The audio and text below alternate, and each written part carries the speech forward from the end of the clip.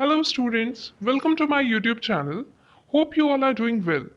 So, आज के इस वीडियो में हम एक्स्ट्राओक्युलर मसल्स और उनके मूवमेंट्स के बारे में पढ़ेंगे। तो अगर आपने अभी तक मेरे चैनल को सब्सक्राइब नहीं किया है तो जल्दी से कर दीजिए जिससे कि एक भी इम्पोर्टेंट वीडियोस आपसे मिस ना हो। So let's start with the topic. सबसे पहले हम एक्स्ट्राओक्युलर मसल्स होती क्या है वो पढ़ेंगे। एक्स्ट्राओक्युलर मसल्स ऐसी 6 मसल्स होती हैं जो कि हमारी आई के मूवमेंट को कंट्रोल करती हैं। ये कंबाइंडली वर्क करके हमारी आई मूवमेंट्स को कंट्रोल करती हैं। इसका मतलब है कि जब हम ऊपर देखते हैं, नीचे या दाएं बाएं देखते हैं तो हमारी आई इन्हीं मसल्स की मदद से ही मूव करती है। ये जो हमारी एक्स्ट्राओक्युलर मसल्स होती हैं ये 6 होती हैं जिसमें कि 4 रेक्टाई मसल्स होती हैं और 2 ऑब्लिक मसल्स होती हैं। Recti muscles superior, inferior, medial और लेटरल रेक्टस होती है। Oblique muscles superior oblique and inferior oblique. तो ये हो गया एक्स्ट्राओक्युलर मसल्स के बारे में। अब नेक्स्ट हम इनके ओरिजिन के बारे में पढ़ेंगे। तो स्टूडेंट्स हमेशा याद रखिएगा कि एक्स्ट्रा ऑक्युलर मसल्स 6 इन नंबर होती हैं जिनमें 4 रेक्टाई मसल्स और 2 ऑब्लिक मसल होती हैं। अब ओरिजिन ऑफ रेक्टाई मसल्स। जो हमारी ऑर्बिट एपेक्स होती है, ऑर्बिट का एपेक्स, उसका एंट्रेंस पॉइंट, वहाँ पर ऑप्टिक नर्व को सराउंड किए हुए फाइब्रस टिश्यू होते हैं जो कि एक रिंग लाइक स्ट्रक्चर बनाते हैं and that structure is known as annulus of Zinn. तो मैंने क्या बताया कि ऑर्बिट एपेक्स का जो एंट्रेंस पॉइंट होता है वहाँ ऑप्टिक नर्व को सराउंड किए हुए फाइब्रस टिश्यू होते हैं जो कि एक रिंग लाइक स्ट्रक्चर बनाते हैं। उसी को हम क्या बोलते हैं? Annulus of Zinn. तो जैसा कि स्लाइड में भी लिखा है, rectus muscle originate from a common tendinous ring, the annulus of Zinn, which is attached at the apex of the orbit encircling the optic foramina and medial part of the superior orbital fissure. Superior orbital Fisher क्या होता है वो अगर आपको जानना होगा, आपने नहीं पढ़ा होगा, तो आप मुझे कमेंट सेक्शन में बता दीजिएगा, मैं उस पर भी एक वीडियो अपलोड कर दूंगी। अब ये जो 4 रेक्टाइल मसल्स होती हैं ये पीछे से आगे की तरफ बढ़ती हैं अराउंड द आईबॉल और आकर स्क्लेरा पे इंसर्ट हो जाती हैं। जब ये स्क्लेरा पर इंसर्ट होती हैं तो लिम्बस से कुछ ना कुछ डिस्टेंस पे इंसर्ट होती हैं। जैसे कि आप लिम्बस तो आपको पता होगा ना, कॉर्निया और स्क्लेरा का जो जंक्शन होता है वो लिम्बस होता है। Limbus is corneoscleral junction. तो लिम्बस से ये कुछ कुछ डिस्टेंस पे अटैच होती हैं स्क्लेरा पर जाकर। जैसे कि जो मीडियल रेक्टस होती है वो 5.5 mm पर, inferior rectus 6.5, lateral rectus 6.9 mm और सुपीरियर रेक्टस 7.7 mm पर जाकर अटैच होती है स्क्लेरा पे। तो जैसा कि हम देख सकते हैं कि जो हमारी सुपीरियर रेक्टस है वो सबसे ज़्यादा दूर अटैच हो रही है लिम्बस से। कहाँ पर अटैच होती है? स्क्लेरा पर, 7.7 mm की डिस्टेंस पर। तो जैसा कि आप इस पिक्चर में देख सकते हैं कि सारी जितनी भी रेक्टाई मसल्स हैं वो एक जगह से निकल रही हैं, कॉमन पॉइंट से, जिसका नाम मैंने भी बताया था, टेंडनस रिंग होती है, एन्युलस ऑफ जिन। यहाँ से सारी राइज होंगी और जाकर स्क्लेरा पे इंसर्ट होंगी। तो देखिए इस फिगर में आपको दिख रहा होगा, नीचे ऑब्लिक, इंफीरियर ऑब्लिक है, फिर medial rectus, inferior rectus, superior recti, superior oblique और एलपीएसपी, लिवेटर पैल्पेब्री सुपीरियोरिस। तो इस फिगर से आपको सारी मसल्स की लोकेशन कंफर्म हो गई होगी। तो आगे बढ़ते हैं। तो अब सुपीरियर ऑब्लिक के ओरिजिन पे आते हैं। तो सुपीरियर ऑब्लिक में ये है कि जो ऑप्टिक फोरेमेन होता है, ऑप्टिक फोरेमेन आपको पता होगा जहाँ से ऑप्टिक नर्व निकलती है, तो ऑप्टिक फोरेमेन के ऊपर एक बोन प्रेजेंट होती है जिससे सुपीरियर ऑब्लिक अराइज करती है।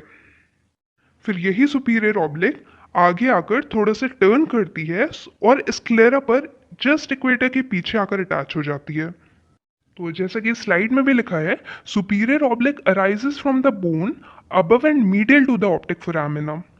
It runs forward and turns around. तो यही चीज़ जो मैंने अभी आपको बताई कि ये आगे आकर थोड़ा थोड़ा सा टर्न हो जाती है और उसके बाद स्क्लेरा पर जाकर अटैच हो जाती है। कहाँ पर? इक्वेटर के पीछे। तो वही चीज़ स्लाइड में भी लिखी हुई है। फिर नेक्स्ट हम आते हैं इंफीरियर ऑब्लिक की ओरिजिन पर। इंफीरियर ऑब्लिक ये NLD मतलब नेजोलैक्राइमल डक्ट के बगल में जो मैक्सिला की ऑर्बिटल प्लेट है उससे राइज करती है। तो इसका ओरिजिन तो सिंपल है, बस नेजोलैक्राइमल डक्ट के बगल जो मैक्सिला की ऑर्बिटल प्लेट होगी वहां से राइज करेगी हमारी इंफीरियर ऑब्लिक। सो क्लियर है ना सब यहाँ तक? तो हमने सारी रेक्टाइल मसल और दो ऑब्लिक मसल इन सबका ओरिजिन पढ़ लिया। अब हम आएंगे नर्व सप्लाई पर। तो नर्व सप्लाई बहुत ही इजी है, इसको लर्न करने का एक मैं सिंपल सा मेथड भी आपको बता दूंगी। तो मेनली हमारी जो एक्स्ट्रा ऑक्यूलर मसल्स होती हैं इनको सप्लाई करने वाली क्रेनियल नर्व तीन है, थर्ड, फोर्थ और सिक्स्थ क्रेनियल नर्व। सिंपल है ना? एक्स्ट्रा ऑक्यूलर मसल को सप्लाई करने वाली तीन की cranial nerve, third cranial nerve, fourth and sixth cranial nerve. जिसमें कि जो हमारी थर्ड क्रेनियल नर्व होती है ऑक्यूलोमोटर, वो सप्लाई किसे किसे करेगी? Superior and medial and inferior rectus, superior, medial, inferior rectus और इंफीरियर ऑब्लिक। ये चार मसल्स जो होती हैं इन्हें थर्ड क्रेनियल नर्व यानी ऑक्यूलोमोटर सप्लाई करती है। उसके बाद हमारी आती है फोर्थ क्रेनियल नर्व ट्रॉक्लियर, जो कि सुपीरियर ऑब्लिक मसल को सप्लाई करती है। उसके बाद नेक्स्ट आएगा हमारा sixth cranial nerve abducent. Abducent किससे सप्लाई करेगी? Lateral rectus. तो इसका एक इजी सा फॉर्मूला कह सकते हैं आप उसे, वो है जिससे कि आपको याद हो जाएगा, मैं आपको बताती हूँ। ये फॉर्मूला है SO4 LR6। इसका मतलब है SO4 का मतलब है कि जो सुपीरियर ऑब्लिक होगी उसे फोर्थ क्रेनियल नर्व सप्लाई करेगी।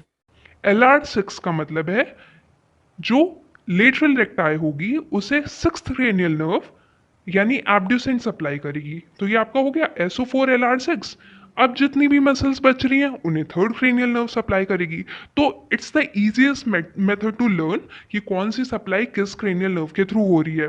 तो SO4 LR6 आप हमेशा याद रखेंगे। तो अब आइए एक्शंस पे हम लोग चलते हैं। तो एक्स्ट्रा ऑक्यूलर मसल्स जो होती है उसका एक्शन क्या होता है? मेनली हमारी आई बॉल को रोटेट कराने में हेल्प कराती है। वर्टिकल, हॉरिजॉन्टल या एंटीरियर पोस्टीरियर एक्सिस में रोटेट कराने के लिए हमारी एक्स्ट्रा ऑक्यूलर मसल्स हमें हेल्प कराती है। अब जो मीडियल रेक्टस और लेटरल रेक्टस होती है, अभी मैं डायग्राम के थ्रू दिखा दूंगी इन सबकी पोजीशन अच्छे से। अभी आप इसको पढ़ लीजिए कि मीडियल और लेटरल रेक्टस जो होती है उनका मेन एक्शन होता है, क्योंकि ये ऑप्टिकल एक्सिस जो हमारी आई बॉल की ऑप्टिकल एक्सिस होती है उसके पैरेलल होती है। तो मीडियल और लेटरल रेक्टस का मेन एक्शन हो गया। फिर उसके बाद जो सुपीरियर रेक्टस और इंफीरियर रेक्टस होती है ये पैरेलल नहीं होती ऑप्टिकल एक्सिस की, ये 23 डिग्री का एंगल बनाती है। और जो हमारी सुपीरियर एंड इंफीरियर ऑब्लिक होती है वो 51 डिग्री का एंगल बनाती है। तो इन सब का मेन एक्शन के साथ साथ सब्सिडियरी एक्शन भी होगा। तो याद रखेंगे मेन एक्शन मीडियल और लेटरल रेक्टाई का है, और बाकी superior recti, inferior recti and superior oblique, inferior oblique का मेन एक्शन के साथ साथ सब्सिडियरी एक्शन भी है। तो इस डायग्राम में सुपीरियर, इंफीरियर ऑब्लिक और सारी रेक्टाई मसल्स आपको अच्छे से दिखाई गई हैं। एक बार आप रिवाइज कर लीजिए। फिर ये बहुत इंपॉर्टेंट सेक्शन है इसका, ऑक्यूलर मोटिलिटी। तो ऑक्यूलर मोटिलिटी हमने बेसिकली दो पार्ट्स में डिवाइड किया है। पहला है यूनिलेटरल मूवमेंट और सेकंड है बाइनोक्यूलर मूवमेंट। तो जो यूनिलेटरल मूवमेंट होता है ये एक आई से होगा, और बाइलेटरल मूवमेंट दोनों आई साइमल्टेनियसली चलेंगी। ठीक, तो पहले हम यूनिलेटरल मूवमेंट पढ़ लेते हैं। यूनिलेटरल मूवमेंट्स को डक्शन भी बोलते हैं, डक्शन। ठीक, अगर हम कहेंगे एडक्शन, एडक्शन का मतलब है इनवर्ड मूवमेंट। इनवर्ड मूवमेंट किस सेंस में हम बोल रहे हैं? मतलब मीडियल साइड, मीडियल यानी नोज के साइड। अगर हमारी आई इनवर्ड मूवमेंट करेगी, मीडियल मूवमेंट करेगी, नोज के साइड मूवमेंट करेगी तो वो एडक्शन होगा। अगर हमारी आई आउटवर्ड मूवमेंट करेगी, टेम्पोरल मूवमेंट करेगी, ईयर के साइड मूव करेगी तो वो एबडक्शन होगा। दो चीजें क्लियर हो गई? एडक्शन मतलब मीडियल मूवमेंट या inward movement, adduction, adduction inward या medial, and abduction is outward या टेम्पोरल मूवमेंट। अब आता है सुप्राडक्शन एंड इंफ्राडक्शन। जो सुप्राडक्शन है इसका मतलब अपवर्ड मूवमेंट, ऊपर के साइड मूवमेंट मतलब सुप्राडक्शन, और इंफ्राडक्शन का मतलब है डाउनवर्ड यानी नीचे का मूवमेंट। अब इनसाइक्लोडक्शन, अब इनसाइक्लोडक्शन क्या है? अगर हम आई को मूव करें एंटी क्लॉकवाइज, इन टॉर्जन, एंटी क्लॉकवाइज मूव करेंगे तो वो इन साइक्लोडक्शन होगा, जिसे इंटरनल रोटेशन भी कह सकते हैं हम। एक्स साइक्लोडक्शन क्या है? एक्सटॉर्शन या एक्सटर्नल रोटेशन, जब हमारी आई क्लॉकवाइज मूव करेगी। तो सिंपली आप याद कर लीजिए कि अगर इन साइक्लोडक्शन है तो एंटी क्लॉकवाइज मूवमेंट, एक्स साइक्लोडक्शन है तो क्लॉकवाइज मूवमेंट। अब आते हैं बाइनोक्यूलर मूवमेंट पे। अब बाइनोक्यूलर मूवमेंट मेनली दो तरह का होता है, वर्जन्स और वर्जेंसेस। इन दोनों में डिफ्रेंशिएट करना आना बहुत ज़्यादा ज़रूरी है और लोगों को कन्फ्यूजन भी बहुत ज़्यादा होती है, तो इसलिए आप समझ लीजिए इसको अच्छे से। जो वर्जन होते हैं ये कंजुगेट मूवमेंट कहलाते हैं, ठीक। जो वर्जेंसेस होते हैं वो डिसकंजुगेट मूवमेंट कहलाते हैं। इतना तो क्लियर है ना? वर्जन यानी कंजुगेट मूवमेंट, वर्जेंसेस यानी डिसकंजुगेट मूवमेंट। दोनों आइज एक साथ एक ही डायरेक्शन में मूव करेंगी तो वो कंजुगेट मूवमेंट होगा। दोनों आइज एक साथ अपोजिट डायरेक्शन में मूव करेंगी तो वो डिसकंजुगेट मूवमेंट होगा। अब जो हमारा वर्जेंसेस है वो दो तरह का हो सकता है, कन्वर्जेंस एंड डाइवर्जेंस। कन्वर्जेंस आपको पता ही है, इनवर्ड मूवमेंट होता है, डाइवर्जेंस आउटवर्ड मूवमेंट होता है। अगर हमारी मीडियल रेक्टस कॉन्ट्रैक्ट करेगी, मतलब दोनों नोज के साइड देखेंगी, दोनों आइज कन्वर्ज हुई तो ये कन्वर्जेंस हो गया। यही दोनों आइज अगर लेटरल रेक्टस के कन्वर्जेंस, लेटरल रेक्टस के कॉन्ट्रैक्शन से आउटवर्ड मूवमेंट करेंगी दोनों आइज तो ये हमारा डाइवर्जेंस हो गया। अब नेक्स्ट आते हैं हम लोग वर्जन के टाइप्स पे। तो वर्जन यहाँ पे 10 टाइप्स के वर्जन्स हैं। Levo, dextro, supra, infra, dextro elevation, dextro depression, levo elevation, levo depression, dextro elevation, levo cycloversion and dextro cycloversion. इतने हैं 10। तो आइए एक एक करके मैं आपको सारे सारे मूवमेंट समझा देती हूँ। सबसे पहले आता है लीवो वर्जन। लीवो वर्जन का मतलब है दोनों आइज एक साथ लेफ्ट साइड जाएंगी। डेक्स्ट्रो वर्जन का मतलब है दोनों आइज एक साथ राइट साइड जाएंगी। सुप्रा वर्जन का मतलब है दोनों आइज एक साथ ऊपर। इंफ्रावर्जन दोनों आइज एक साथ नीचे। डेक्स्ट्रो एलिवेशन का मतलब है दोनों आइज एक साथ राइट के साथ ऊपर, ठीक, मतलब टेंजेंशियली थोड़ा, एक्चुअली या आप डायगनली थोड़ा बोल सकते हैं, जाएगी ऊपर, राइट ऊपर। डेक्स्ट्रो डिप्रेशन राइट नीचे। लीवो एलिवेशन लेफ्ट ऊपर। लीवो डिप्रेशन लेफ्ट नीचे। अभी मैं डायग्राम के थ्रू भी आपको समझाऊंगी। अभी नेक्स्ट डायग्राम दिखा देती हूँ कि आप लोग को समझ में आ जाए। तो आइए हम थोड़ा इसको इजी बनाते हैं और पिक्चर के थ्रू समझते हैं। तो आपको इस पिक्चर में एक चीज़ कंसिडर करके चलना पड़ेगा कि जो हमारा लेफ्ट है वो इस पिक्चर में राइट होगा और जो हमारा राइट है इस पिक्चर में लेफ्ट होगा, ठीक। तो ब्लॉक ए से हम स्टार्ट करते हैं। ब्लॉक ए में क्या है, ये दोनों आइज जो हैं ये राइट साइड भी देख रही हैं और ऊपर भी देख रही हैं। इसका मतलब ये डेक्स्ट्रो के साथ एलिवेशन है, इस तो ये डेक्स्ट्रो एलिवेशन हो जाएगा। ब्लॉक बी में ये सिर्फ ऊपर देख रही है, नो लेफ्ट नो राइट, तो ये सुप्रा वर्जन हो जाएगा। ब्लॉक सी में आइज ऊपर भी देख रही है और लेफ्ट भी, लेफ्ट प्लस एलिवेशन, इसका मतलब लीवो एलिवेशन। फिर ब्लॉक डी पे आते हैं। ब्लॉक डी में कोई एलिवेशन नहीं है, सिर्फ वर्जन है और ये राइट साइड देख रही है, इसका मतलब डेक्स्ट्रो वर्जन। फिर ई में आते हैं। ई में ना अप साइड है, ना डाउन साइड, ना लेफ्ट ना राइट, तो ये प्राइमरी पोजीशन हमारी हो जाएगी, प्राइमरी पोजीशन। उसके बाद एफ में आते हैं। एफ जो हमारा ब्लॉक है उसमें हमारी आइज लेफ्ट साइड देख रही हैं, इसका मतलब लीवो वर्जन। जी में क्या है, डाउनवर्ड के साथ डेक्स्ट्रो है, मतलब डेक्स्ट्रो डिप्रेशन। एच में क्या है, डाउनवर्ड्स देख रही है तो इंफ्रा वर्जन। फिर आई में क्या है, आई में ये लेफ्ट देख रही है और साथ में नीचे भी देख रही है, इसका मतलब लीवो डिप्रेशन। तो जो बी है और एच है, जैसा कि मैंने बताया था सुप्रा वर्जन और इंफ्रा वर्जन, इसे आप सिंपली एलिवेशन और डिप्रेशन भी बोल सकते हैं। तो आप इस डायग्राम को भी देख लीजिए। इस डायग्राम में बहुत सिंपली एक्सप्लेन किया गया है कि कौन सी मसल कहाँ पे लाई करेगी। जैसे कि ये एक चीज़ इसमें ध्यान रखिएगा, इंफीरियर ऑब्लिक हमारी इसमें ऊपर दिखाई गई है।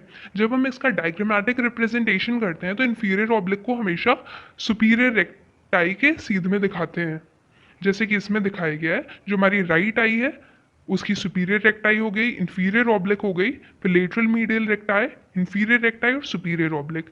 सुपीरियर ऑब्लिक नीचे हो जाएगी, इंफीरियर ऑब्लिक ऊपर हो जाएगी।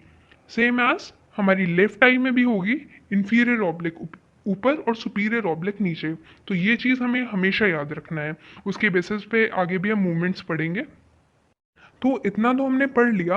अब आप देख रहे होंगे मैंने ये साइड में 4 पॉइंट्स लिखे हुए हैं। इन पॉइंट्स का मतलब भी समझना बहुत ज़रूरी है। पहला सिनर्जिस्ट, एंटागोनिस्ट, योक मसल्स और कॉन्ट्रालेटरल एंटागोनिस्ट।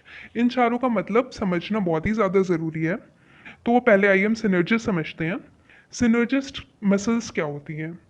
एक ही आंख की ऐसी दो मसल्स जिनका प्राइमरी वर्क सेम हो।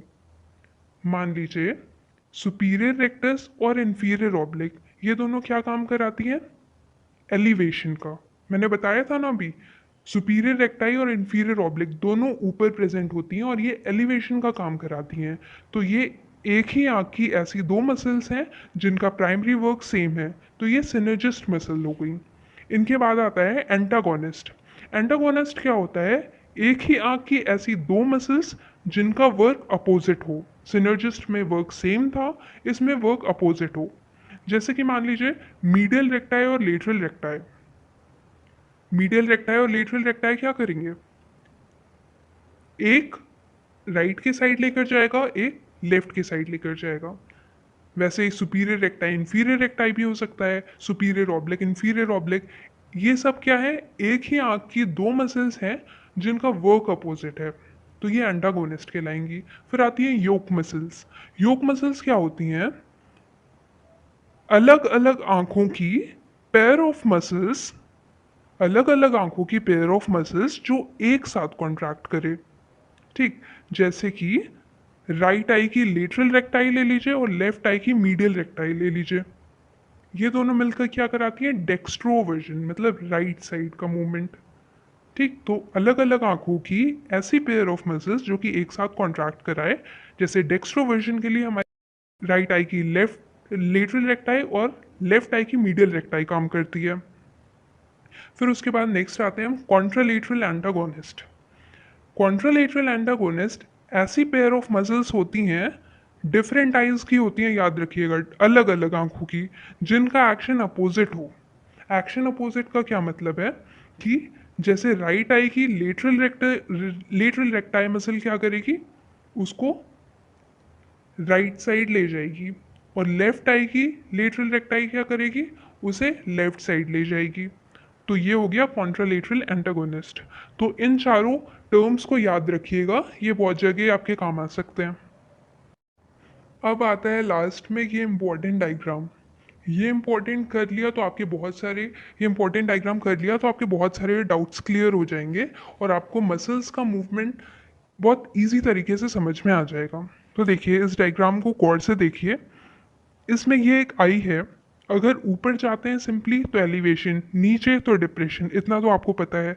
फिर मीडियल रेक्टाई जो होगी वो हमेशा मीडियल साइड मूव करने में हेल्प करेगी, लेटरल रेक्टाई हमेशा टेम्पोरल साइड मूव करने में हेल्प करेगी। इतना क्लियर है?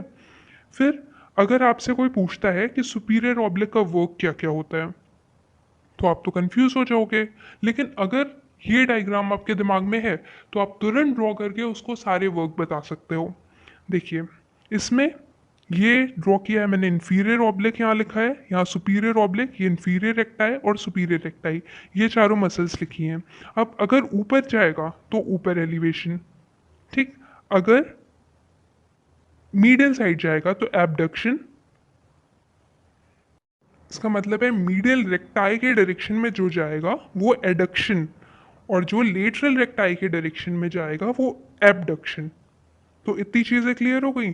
जहाँ जहाँ मीडियल रेक्टाई का डायरेक्शन है वहाँ आप एडक्शन लिखना, और जहाँ जहाँ लेटरल रेक्टाई का डायरेक्शन है वहाँ एबडक्शन लिखना।